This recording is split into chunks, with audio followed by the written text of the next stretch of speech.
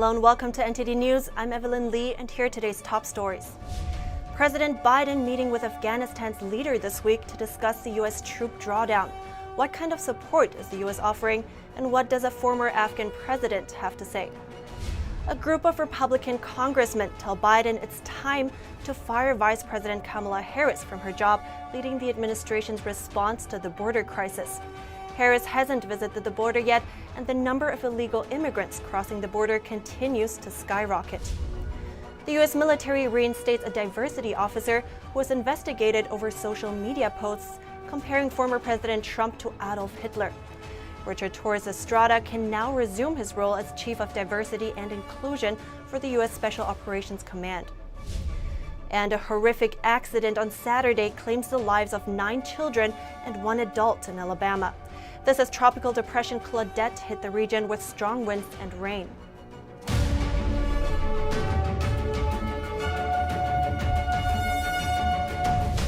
President Biden is meeting with Afghanistan's president this week as U.S. forces leave the country. An Afghan official says they want to make sure the U.S. will continue supporting Afghan security forces in the aftermath. NTD's Jessica Beatty reports.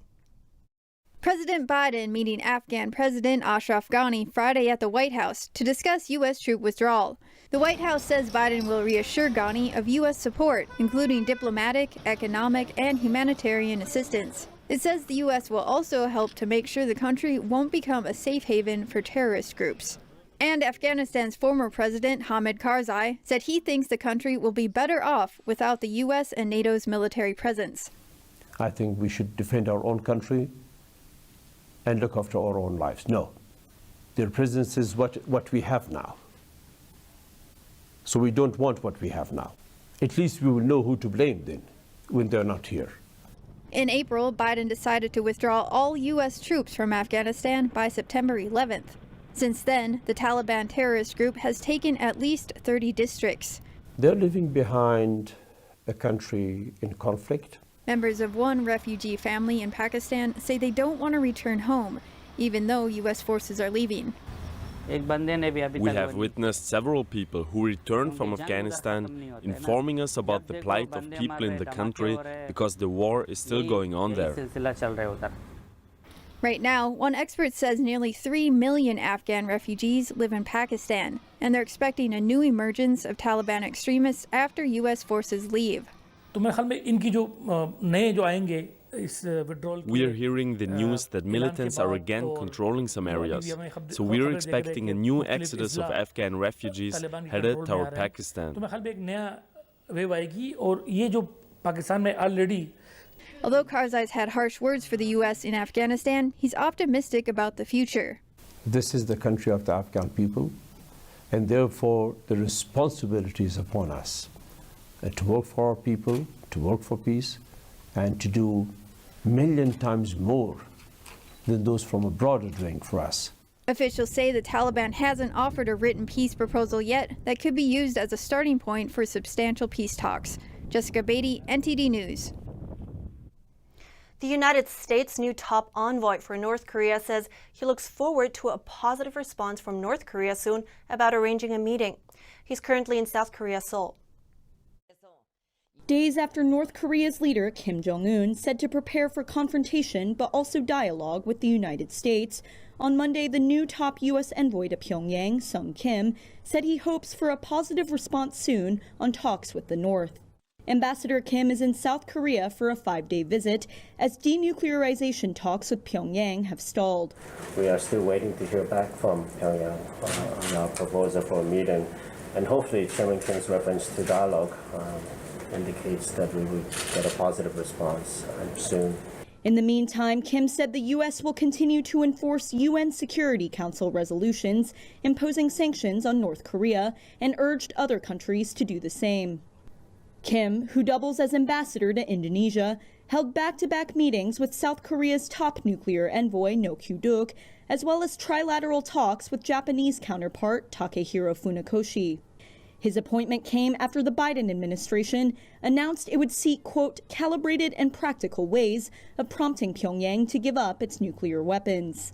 Washington said Sunday it saw Kim Jong-un's latest comments as an interesting signal, but added they were still waiting for direct communication from Pyongyang regarding denuclearization. The U.S. is following Canada's action from Friday to restrict non-essential travel across the northern border until July 21st. On Sunday, the Department of Homeland Security extended pandemic-driven non-essential travel restrictions. The move applies to border crossings from both Canada and Mexico. In March 2020, the U.S. and Canada mutually agreed to close the border to help prevent virus spread. It's unclear whether the restrictions will extend beyond July 21st or how they'll impact travel by land or ferry between the U.S. and Canada or Mexico. In a tweet, the Department of Homeland Security noted positive developments, saying that as progress is made, restrictions may be eased safely and sustainably. Over 50 Republican congressmen wrote to President Biden telling him to find someone new to solve the crisis on the southern U.S. border. They say the leader needs to speak with the people who are dealing with the crisis firsthand. Congressman Glenn Grothman sent a letter to President Biden telling him to fire Vice President Kamala Harris from her role to stop the crisis on the southern U.S. border. 55 of his Republican colleagues signed on to the letter. They say it's been almost 3 months since Harris was assigned to solve the crisis, but she hasn't visited the border yet. And Customs and Border Protection had over 180,000 encounters in May, an increase of 675% from the same month last year. They say it's important for a leader to meet with the people dealing with the crisis firsthand in order to really understand what's happening. We've been to the border. Harris continues to brush off questions about why she hasn't been to the border. She says she's been to the border before, and she's working to develop the economies in southern Mexico and Central American countries to deal with the root cause of the crisis. Harris visited Mexico and Guatemala earlier this month. She says the White House is seeking to boost economic development in the region.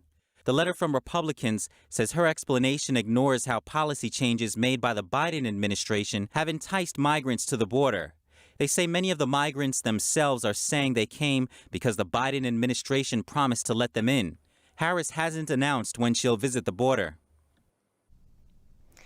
A U.S. military officer who compared former President Trump to Adolf Hitler resumes his role as a diversity and inclusion officer. An investigation found that he did not violate any Department of Defense policies. Richard Torres Estrada has been reinstated as the Chief of Diversity and Inclusion for the U.S. Special Operations Command. Torres Estrada was investigated for making Facebook posts comparing former President Trump to Adolf Hitler and other radical social media posts. The U.S. military cleared him to resume his job. When Torres Estrada was hired in March, officials told the Epoch Times that they weren't aware of the posts. Fox host Tucker Carlson lambasted him over his social media posts. Carlson says that Torres Estrada posted BLM propaganda and attacks on police, in addition to anti-Trump posts. Carlson said, if you're wondering whether our military leadership has gone woke, consider that question settled for good. The Pentagon is now the Yale Faculty Lounge, but with cruise missiles. That should concern you. Members of Congress criticized the decision to hire him. Congressman Vern Buchanan tweeted, "What do you think? Will a diversity and inclusion officer for our elite military units make America stronger? Or are China and Russia laughing at us?" Congressman Bill Johnson said he was shocked by the hiring. A military spokesman tells news outlets U.S. SOCOM is confident in the hiring process and Mr. Torres Estrada's potential to fulfill his important position. Investigators report that the post did not violate any policies of the Department of Defense.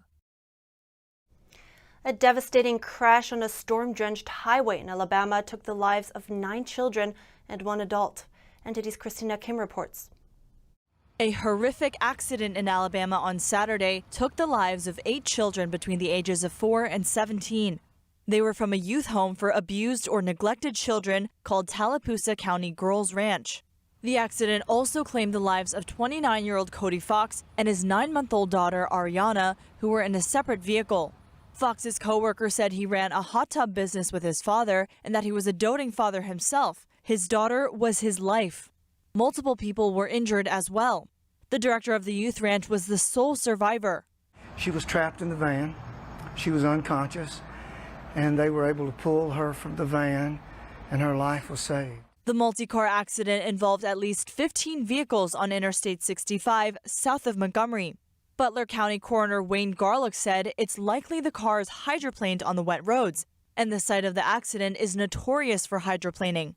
This as Tropical Depression Claudette brought torrential rain and wind to the area. Claudette regained strength back up to a tropical storm on Monday as it heads towards the Atlantic Ocean. A GoFundMe account was set up for Tallapoosa County Girls Ranch to help with funeral expenses, medical costs, and counseling for those affected by the crash. The CEO of the group met with the youth director, who is in the hospital. And she said, please tell my girls I love them. She still cares about the girls that are here at the ranch, and we're grieving right now. Alabama's Governor Kay Ivey said her heart goes out to the loved ones of all who perished. Christina Kim, NTD News. And Alabama's governor just declared a state of emergency over the tropical storm. While she announced it today, it's retroactive, making the state of emergency start on Friday, June 18th. She says this is to make sure affected areas have enough resources to deal with the storm. First responders report a near miss in Atlanta, Georgia. That's after a large oak tree and power lines fell on one woman's car early Sunday morning. Atlanta Fire and Rescue said the heavy oak limbs barely missed her head. The woman was trapped in her Lexus until firefighters pulled her out. She was hospitalized with minor injuries. A neighbor said the woman was driving up the street when a massive oak unexpectedly collapsed on top of her car. Colorado Governor Jared Polis signed several new gun control bills over the weekend, including one that allows cities to set their own gun regulations. The NRA says this will create a confusing patchwork of laws that are difficult to follow. Polis also signed bills to tighten background checks and create an education campaign around firearms. A flurry of gun control legislation started earlier this year in Colorado after a Syrian-born man allegedly shot and killed 10 people in a supermarket, including a police officer. Colorado Senate Majority Leader Stephen Fenberg says the new laws are about pain, loss, and trauma. He says he expects more gun control laws will be introduced. The NRA says the legislature passed the laws over the objections of thousands of people who support the Second Amendment. And Mark McCloskey and his wife are back at the gun shop. That's after the couple pleaded guilty to misdemeanor charges, and officials confiscated his firearm that he held as Black Lives Matter protesters entered his neighborhood. He spoke to Newsmax about the situation. Just to be clear, you still have guns, though, right? I mean, that wasn't the only. Oh no, God, yes, I still have guns, and I'm going to go out and buy another AR as soon as the HF cleans up my record. Now that I'm not under indictment anymore. McCloskey posted pictures to Twitter of him and his wife inside of a gun shop. A court ordered the guns from the now famous video to be melted down. McCloskey says he would have preferred to donate or auction the rifle because it holds some historical value. McCloskey says he pled guilty to keep St. Louis from having to bear the expenses of lengthy court proceedings. He said he is now focused on his Senate run. The U.S. Navy released footage of a full ship shock trial taking place next to one of the newest and largest aircraft carriers in the world. Video shows a large explosion next to the 100,000-ton USS Gerald R. Ford aircraft carrier off the U.S.'s east coast on Friday. The United States Geological Survey recorded the explosion as a 3.9 magnitude earthquake about 100 miles off the coast of Florida. The U.S. Navy says it conducts trials using live explosives to make sure their warships can continue meeting demanding mission requirements under the harsh conditions they might encounter in battle. And up next, American Airlines plans to cancel some flights next month. This as the airline is struggling to keep up with travel demand because of weather and manpower shortages. Tracking birds just got easier. A new Icarus tag could give bird watchers a better grasp on migration patterns and their connection with mankind. Find out more in just a moment on NTD News.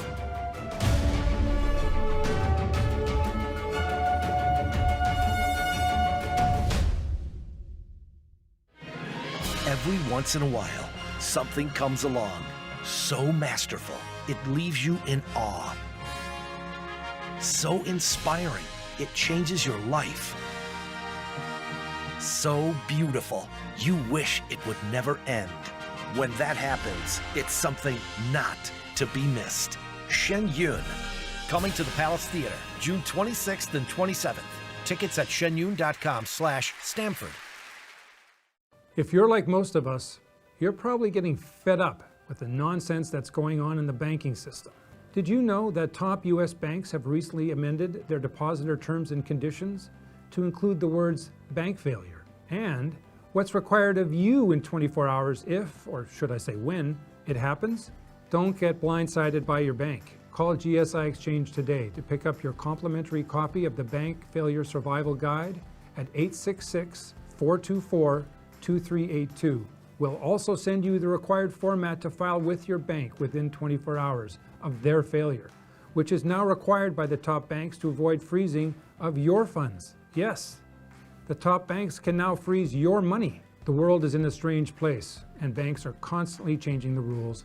So stay on top of the current events that really matter by calling GSI Exchange and requesting your free guide at 866-424-2382. Hello, I'm Mike Lindell, inventor of MyPillow. Thanks to your support, you've helped make MyPillow become one of the fastest growing companies in America. I'm interrupting this commercial right now. Retailers have canceled MyPillow, and to thank you for your support, I'm going to pass the savings directly on to you. Go to MyPillow.com right now to get deep discounts on all MyPillow products. For example, you can get my premium MyPillows regularly $69.98, now just $29.98, the lowest price ever.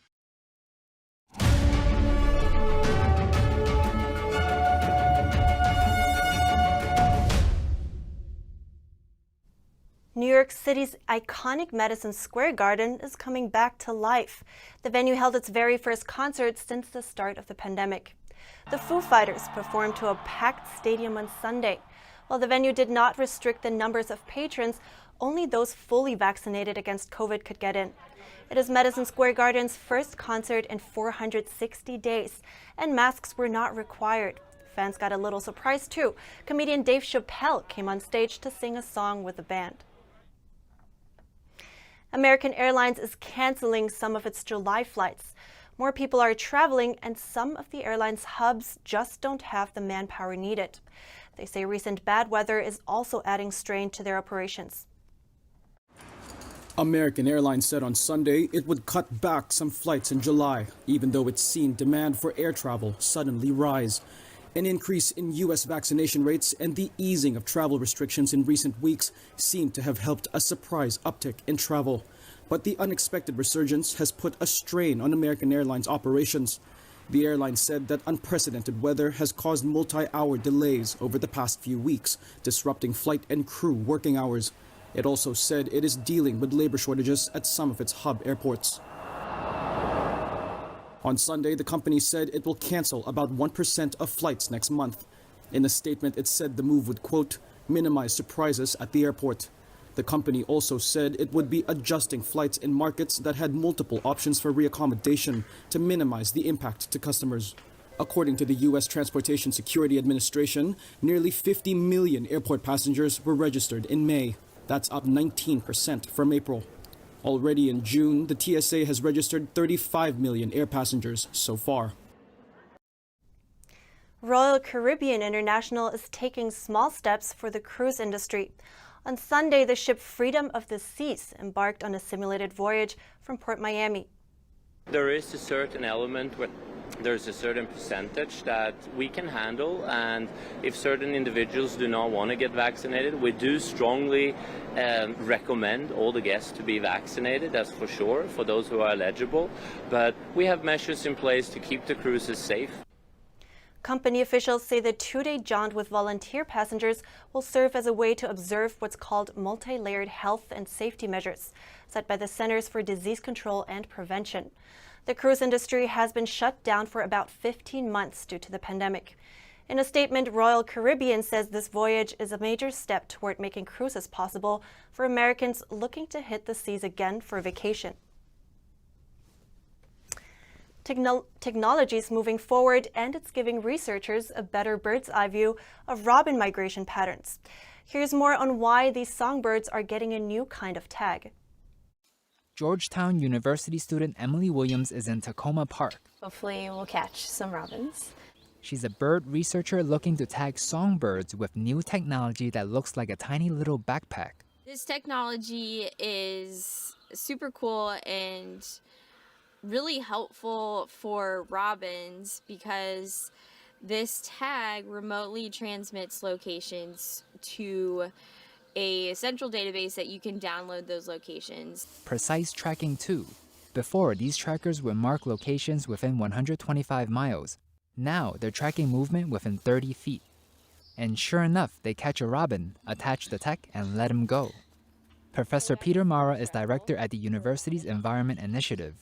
He says this isn't just about understanding the bird's mysterious migration patterns. We're trying to understand why they migrate, where they migrate, what the drivers of migration are. And it's fundamental information for a species this common to understand that sort of thing if we hope to understand how they might be responding to various forces of environmental change, such as climate. How pollution and habitat loss affect these birds. We are trying to establish the Internet of Animals. Other researchers like Martin McCloskey of the Max Planck Institute of Animal Behavior say they want a digital map of sorts.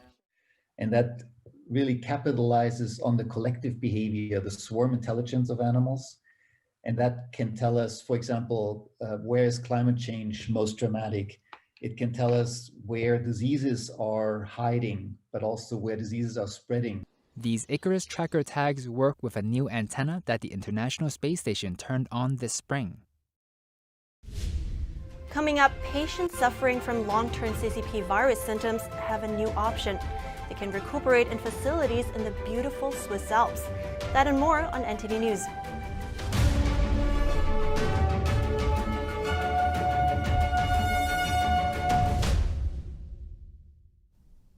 Treasure found in the trash in Germany.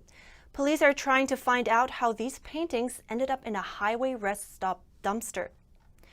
A 64-year-old man discovered them last month and turned them over to police. An art expert says the framed oil paintings are likely 17th century originals. One of the paintings is of a boy by Dutch artist Samuel van Hoogstraten. The other is a smiling self-portrait of Italian artist Pietro Bellotti dating back to 1665. Authorities have launched a search for the owner of the paintings. And the Alpine sanatoriums of Switzerland are catering to the rich and famous. Now some are using the upmarket clinics to treat the lingering effects of the CCP virus, and it's covered by private health insurance. If you see patients from the acute clinic coming here, they are really fatigued, very limited in their physical activities. So this environment here with woods and ways to go around the clinic really helps them to get on the way back to normality. That was Dr. Mark Spielmans, the medical director of Clinic Wald in the beautiful Swiss Alps. It's one of several clinics and hospitals here that, as the coronavirus pandemic drags on, have started to take in patients suffering from so-called long COVID.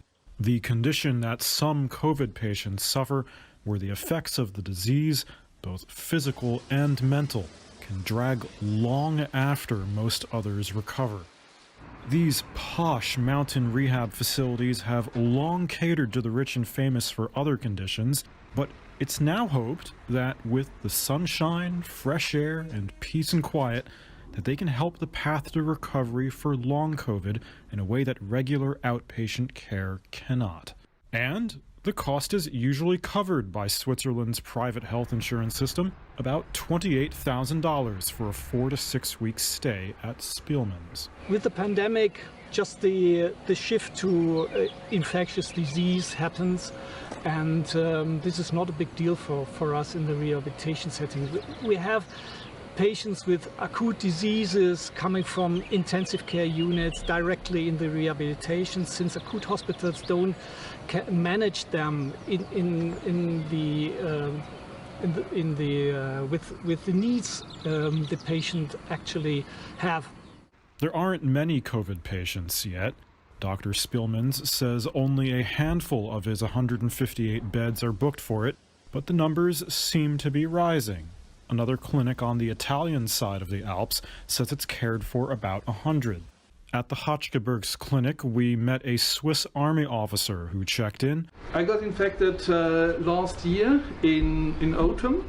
Long COVID, he says, is debilitating. The main stuff was really the head. So COVID took a little part of my lung and a big part of my brain. The symptoms was mainly, we call it brain fog. Okay. I was not capable to read anything, not even watching TV. I got a serious problem also with breathing, so with breathing. Walking upstairs 2 levels, completely down. It's the latest chapter in a long, fascinating history for these clinics, some of which date to the 1800s. They started as tuberculosis centers for the wealthy, romanticized in the novel The Magic Mountain, and now have a new health problem to tackle. And that's it for now. You can catch us again tonight at 6:30 Eastern. I'm Evelyn Lee.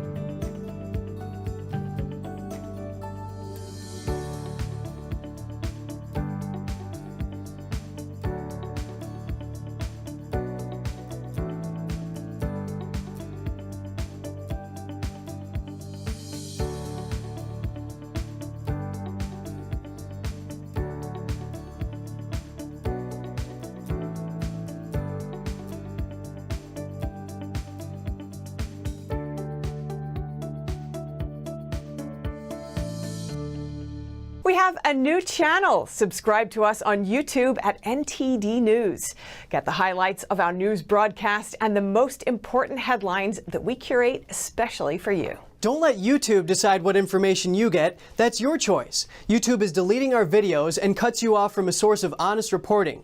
Make sure you don't lose access to NTD's news content, and take a quick moment to subscribe to our newsletter so no matter what happens here, you'll keep your access to a trustworthy news source.